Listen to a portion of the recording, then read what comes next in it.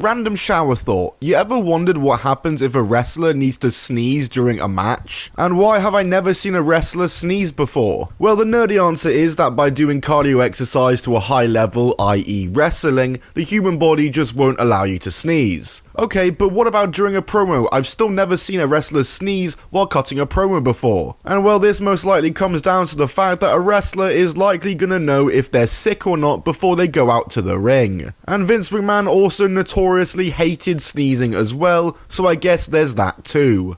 But that was just a